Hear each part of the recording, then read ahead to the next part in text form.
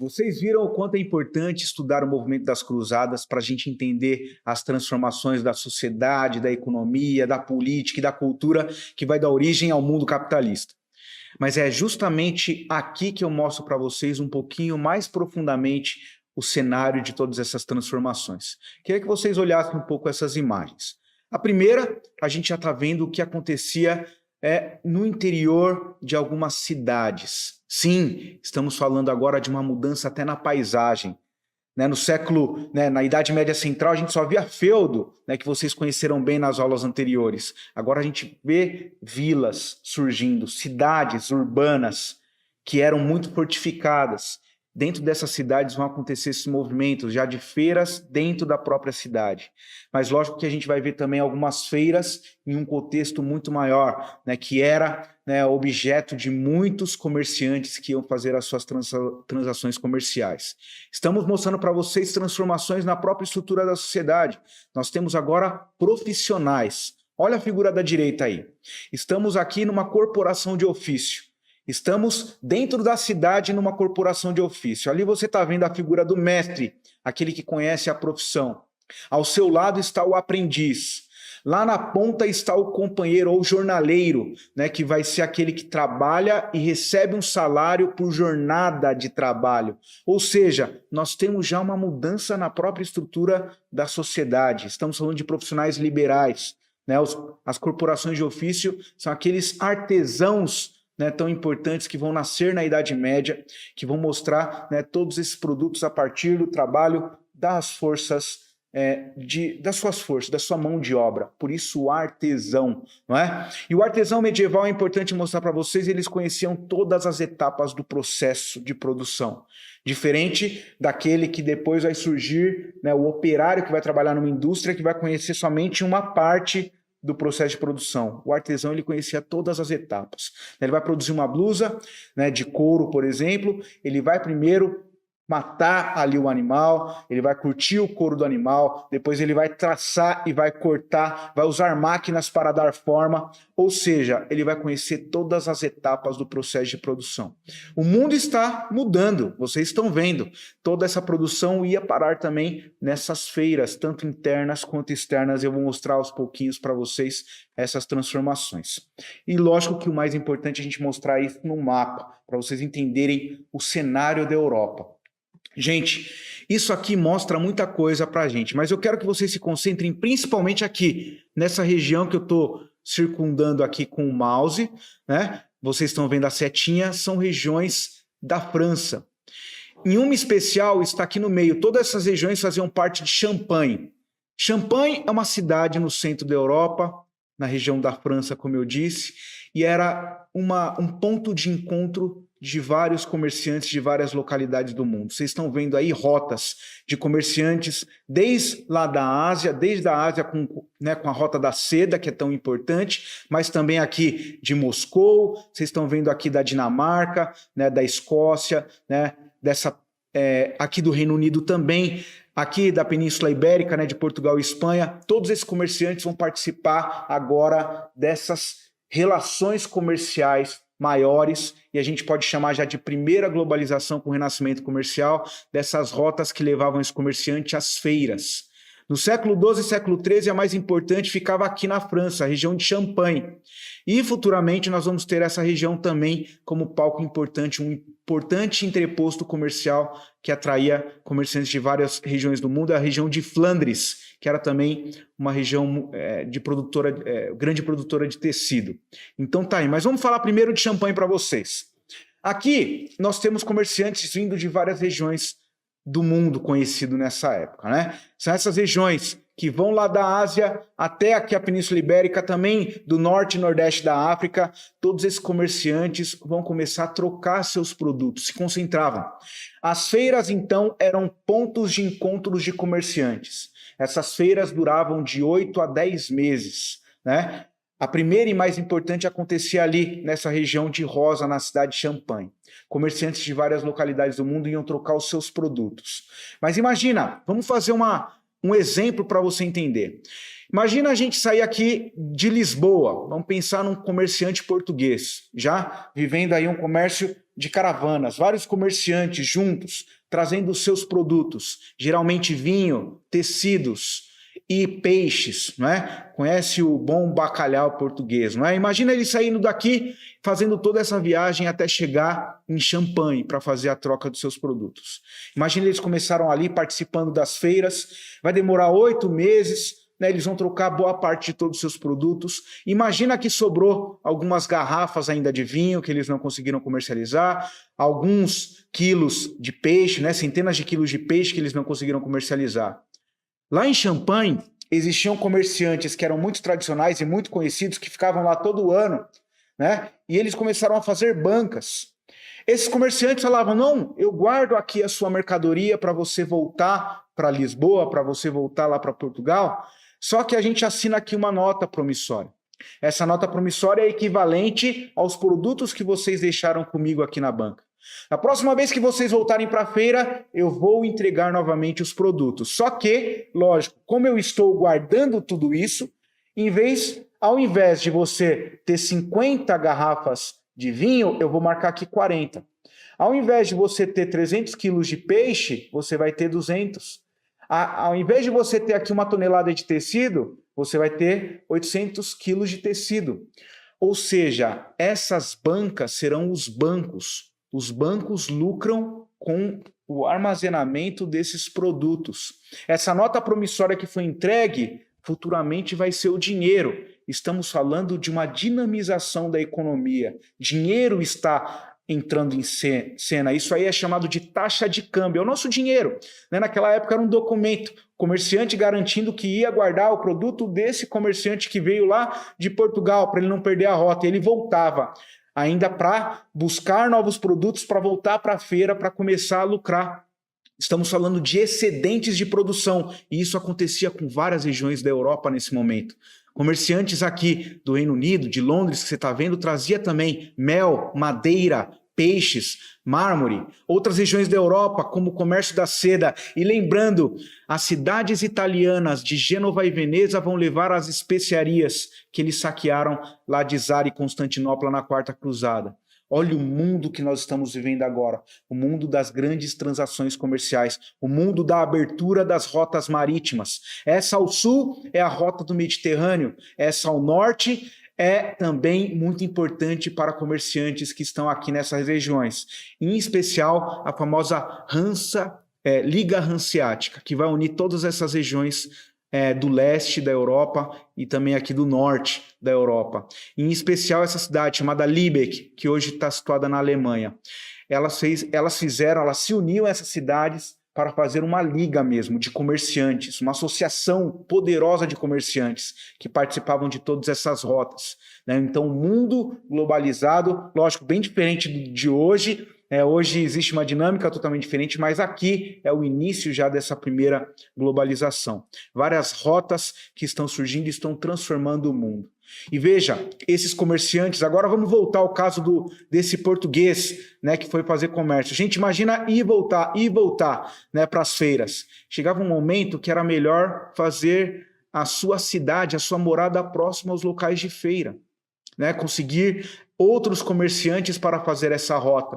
E aí, gente, no entrecruzamento de estradas, a gente tem aí os primeiros núcleos urbanos, geralmente próximos aos locais de feira.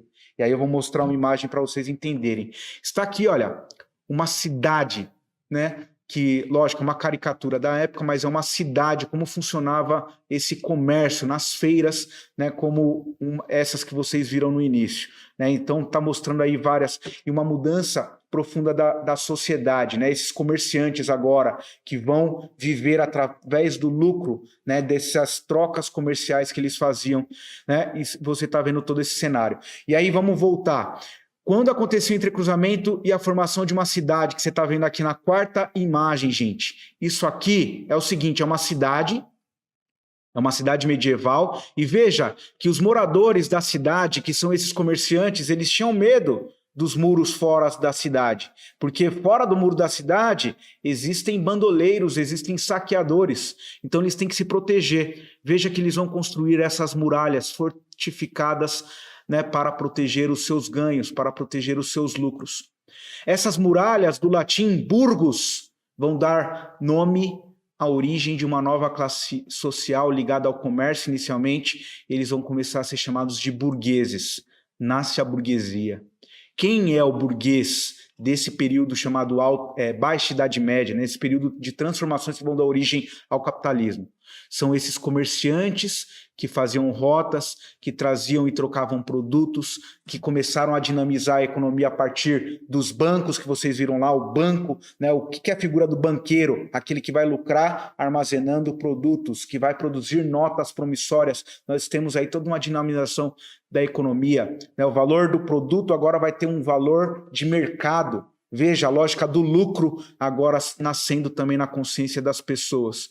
Veja que esse sentimento vai trazer a esse comerciante, a esse burguês, também esse sentido de egoísmo, né? Agora não é mais o coletivo do feudo, agora eu lucro para sustentar a minha família.